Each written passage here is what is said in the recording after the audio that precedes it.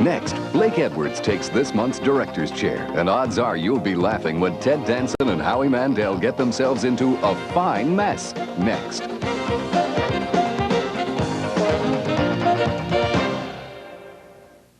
You don't want to miss this. That's right, because in August, Cinemax gives you more movies and more choice. We have it all. Including vampires. Be one of us. Vampires on the loose. Vampires in the family. Even though you're a vampire, you're still my brother. Vampires out for blood. You did me! Kiefer Sutherland, undead in The Lost Boys. Then, murder at the highest levels of government. It means betrayal. It's a cover-up. Cold War espionage. Are you aware of the Phantom submarine? Political blackmail. It's out of control. And for one man, it means the ultimate sacrifice. They mean to kill me. Gene Hackman, Kevin Costner, No Way Out. Next. Here's to the last of the nerds. How wrong can you be? The nerds are back. We're winners. And they're fighting for their rights. Revenge of the Nerds 2. Nerds in Paradise. On Cinemania. My name is... Something fishy is going on between Tom Hanks and Daryl Hannah in Splash. That girl is a mermaid. And Cinemaniacs get more star treatment from the likes of Michael J. Fox, Bill Murray, Joanne Woodward, Sally Field, and Burt Reynolds. Classic Collection brings you America's most aggravating personality. Who are you? And the best babysitter ever. Dislike children intensely. Robert Young, Maureen O'Hara, and Clifton Webb as Mr. Belvedere in Sitting Pretty. Plus, two of Marlon Brando's most powerful performances in Viva Zapata and A Streetcar Named Desire. To every man's a king, and I'm the king around here. Thrillers. In August, you're going to be on the edge of your seat. Get me out of here! Because Cinemax guarantees that thrillers will stalk your screen. But if that makes you feel a little claustrophobic, hitch up and head out to the wide-open spaces of Western Roundup with Gregory Peck. Make your choice. Later in August, don't miss Crazy About the Movies, Gregory Peck, His Own Man. And there's more adventure and drama starring Gregory Peck in 5 of his finest movies. Something did happen to me in the war. Something I've never told you about. Meanwhile, on the 1st, double your quota of nerdiness with a Nerds double feature.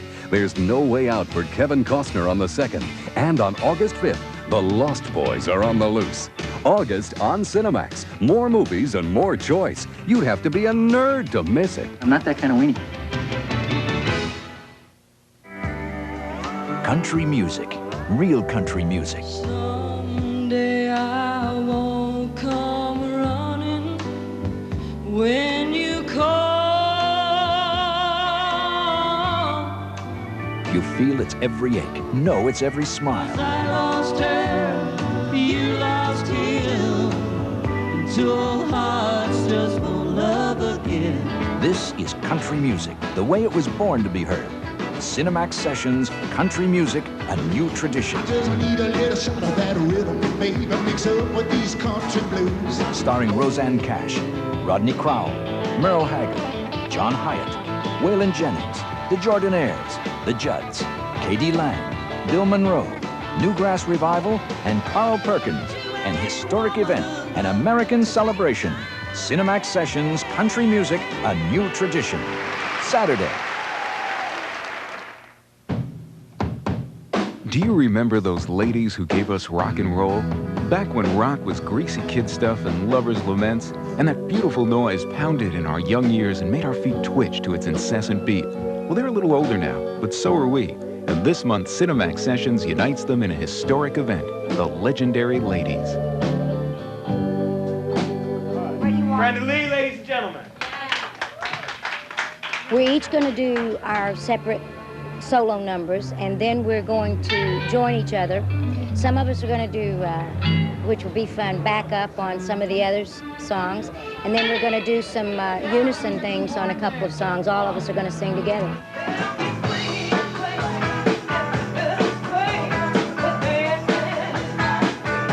It's just so incredible. It's like having chills going up and down my spine yesterday at rehearsals, because it's like I'm in awe just to be a part of the 60s and a part of the legendary Ladies. I'm just very happy. So far, Cinemax Sessions have spread the gospel, trumpeted jazz, and Gray's Soul with some of the most famous artists in music participating. Other critically acclaimed shows have saluted legends like Carl Perkins and Fats Domino. This time, it's Ladies' Night at the famed Latin Quarter nightclub in the Big Apple. There's nothing you can do can make me untrue to my God. Well, Mary Wells is here, Frida Payne is here, Leslie Gore is here. Oh, Ronnie Spector's here. Belinda Carlisle. Shirley Olsen from the Shirelles.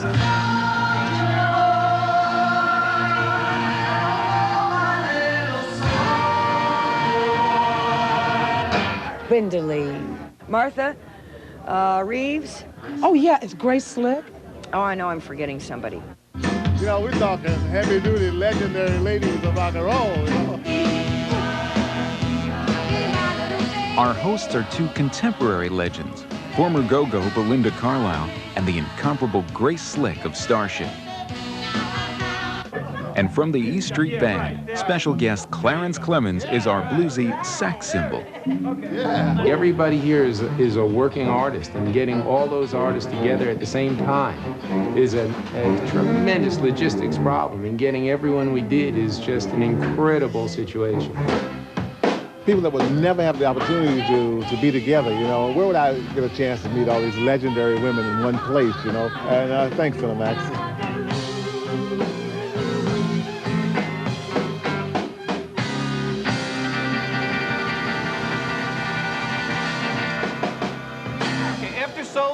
Martha gets...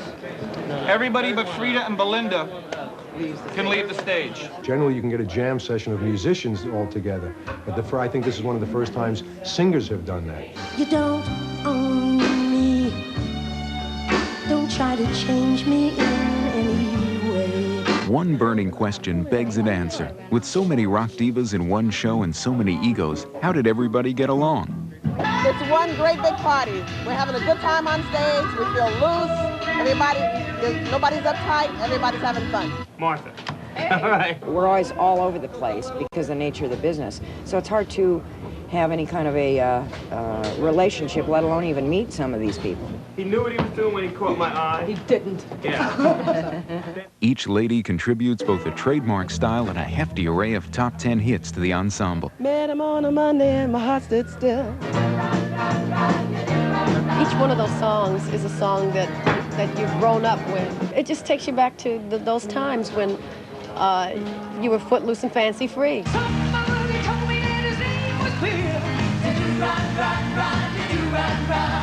Everybody gave generously of their time and considerable talent, and they succeeded marvelously. And have Ronnie, the original three, Grace and Belinda, sing "Yeah, When He Walked Me Home" as an answer, right? Yeah, when he walked me home. And everybody.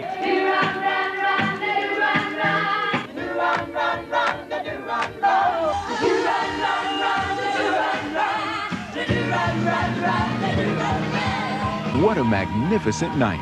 So uncork the past, shake loose the dust, and remember when the 45 was king, or was it queen, as Cinemax Sessions presents the legendary ladies this month. It's very nice to be called a legendary lady, and I'm very proud to be here.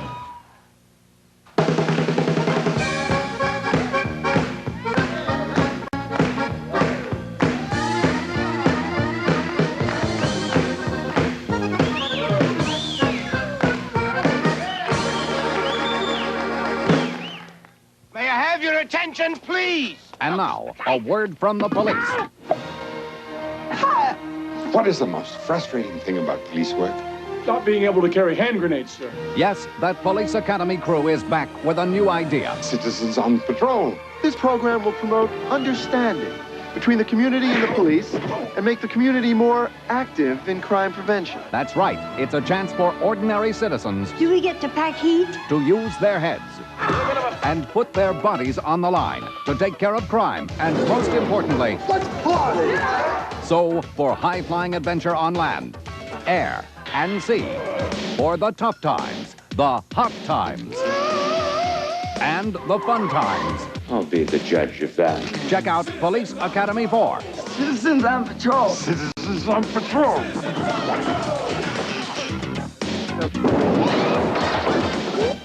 Damn, that was fun. Hail, Glorious. Hail yourself. Have you perhaps heard of the many Musclemen on Cinemax this month? Why, no, I have not. Then pay close attention. My father said you put strength ahead of everything, but I know you want us to use our forces only to serve our intelligence. There is that classic child of the gods. And who is that? Hercules. What a life. Next, that massive man of steel's back. But where is the steel? Can you not see that he's Hercules Unchained? It must be exciting. What will come to you on the road you're traveling? Then see hair fall and temples topple. Who can it be now? Samson and Delilah. Yeah! And call out the Praetorian Guard. The 7 magnificent gladiators approach. They are truly hulking. Yes, they are incredible. For all our sakes, I hope so. The Musclemen, this month on Cinemax. But what is Cinemax? Well, it must be Latin for something. They come from smiling country roads and mean urban streets, chasing a dream. You could be good. You could be very good. And if they have enough of the right stuff, In my book, we're going to be winners. Cinemax salutes the Olympian spirit in a showcase of films about winners. I promise teach karate. To be the best takes discipline. You promise learn. And a good coach. Who's the toughest man in Fort Worth, Texas? It also takes talent and raw courage. How do you feel? Like it's my first game. On the boards, only team effort forges a championship season. You really think I have a chance? And for the driven few willing to sacrifice, yes, the streets are paved with gold. Cinemax and Winners. Next month, the perfect combination of more movies and more choice. The magnitude of the scandal. You know I work for Bryce? And that makes 2 of us. The Secretary of Defense and a Soviet agent sharing the favors of a murdered whore?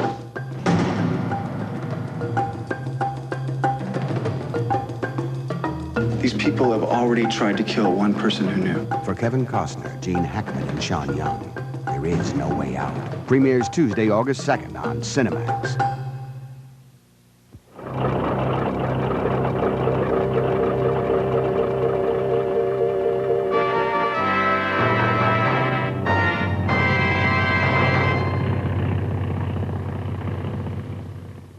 A bashful barrister, a sexy con artist, a homicidal jewel thief, an animal activist, and a fish called Wanda are the cast of a comedy by John Cleese. The name of the film, A Fish Called Wanda. By all accounts, it's a strange film and an adventure in filmmaking. Now, John, I understand A Fish Called Wanda really came from you. That's right, yes. Well, it was my mother's idea originally, but I stole it from her, and she's dead now, so there's absolutely no copyright problem. What is A Fish Called Wanda about? It's about this brilliant American girl who has 4 men in love with her, but she gets the $20 million because they're all so dumb. Well, it's about this rather dashing and, dare I say, sexy English lawyer who finishes up with the money and Jamie Lee Curtis. It's about this neo-Buddhist ex-CIA operative and the intense intellectual obsession with himself as a 20th century psychosexual phenomenon. It's about this good-looking animal rights activist with a slight stammer who's trying to It's about $7.3 million, with MGM picking up the worldwide video rights on a cross-collateralization for the merchandising tie-in. Why did you bring it to an American producer? Yes, well, everyone knows what a bunch of sharks those Hollywood people are, so basically, I hired my own shark. Well, when I read Cleese's first draft, I told him I thought it was a little tacky, crass, and obvious, and that I really believed in it and wanted to make it. You've been described as the leading Shakespearean actor of your generation. What attracted you to A Fish Called Wanda? Well, my agent told me that this prominent English group had offered me this part in a project, and I assumed, of course, that it was the Royal Shakespeare Company or the National Theater. And then it turns out to be this Monty Pie Plate or Mickey Pylon or Marnie Teflon or whatever, and it was a mistake. Why did you approach Jamie Lee Curtis for the role of Wanda? Simply because I really wanted to meet her before I died. I actually had a lot of other offers at the time. Lady Macbeth, Glass Menagerie, Three Sisters, St. Joan, But Wanda was the only part that I got to keep my clothes on. Why did you go for Michael Palin for the role of Kevin? Well, Michael Palin is a very good friend of mine, but he doesn't work that much, because, as you know, he has this very bad stutter. So I created the role of Ken Pyle, especially for him. I really love the part. I just wish his name hadn't been Ken. Did you have any difficulties writing for an American audience? No, I especially studied American slang because I wanted to write a really way-in, on-the-wall comedy with jokes that would, you know, come right out of the field, so that the movable picture would bust the blocks and not finish up at an art house where it could get arrested. I mean, we need that like we need a head in the hole. I made sure the script was acceptable for the American market by putting in more car chases, making it very obvious whether the characters were good or bad. And we removed all words with more than 3 syllables. Well, actually, I had to rewrite my entire part. It's typical. I had to take out all of these I says and jolly goods and, gosh, aren't these tea cakes frightfully spiffy? And put in some really good, strong 4-letter words so that the movie could get an R rating so the kids would want to see it. I had to totally rewrite my part because clearly the writer had no grasp on the character he had created, typically. I rewrote most of my part, particularly to take out certain letters like the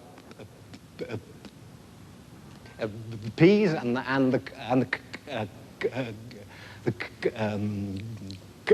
How was it working on Wanda together? Oh, wonderful, just wonderful. We had so much fun. About as much fun as you can have in England without chemical assistance. Michael Palin kept us all in fits with his anecdotes. I told them about the time I tried to Pity he never finished one. We really enjoyed working on the scenes together. It was like one big family. The Manson family. The atmosphere was unbelievable. It was almost like a religious experience. Like the kind you have just before you die. Will you stop interrupting? I didn't say anything. I wasn't talking to you. Go fry a kipper, you English twit. This is just what it was like. That's not true. Love scenes with him. Lousy bitch. You'll never work in England again. That's the nicest thing you ever said to me. Anyway, I think Fish Called Wanda is going to be a big hit, because it's got lots of sex and violence and fish. Lots and lots of fish, more fish than in any recent movie, including Jaws. That's by number, obviously, not by weight. So, don't miss A Fish Called Wanda, definitely 2 thumbs sideways. Thank you. We're all very excited about it.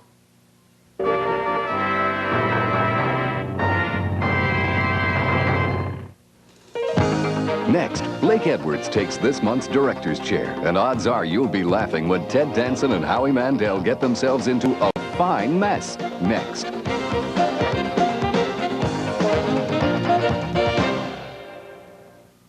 God knows where this will lead. Bingo!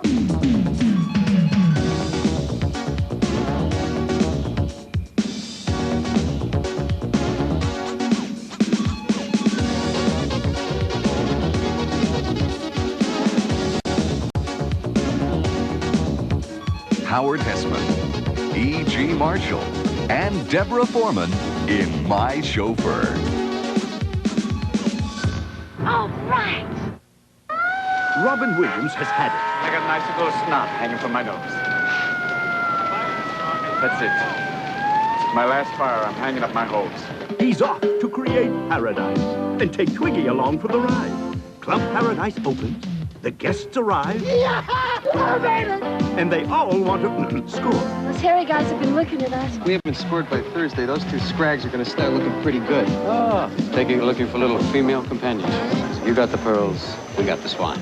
I need a little space for a while. But there's trouble in paradise. All members of the National Defense Reserve Army Guard to report immediately for active duty. Gather all your possessions and meet me on the beach in 5 minutes. No need to panic. It's just in case there's a civil war today. Club Paradise. A hot spot for fun with guns in the sun. There's something strange going on in the store at night.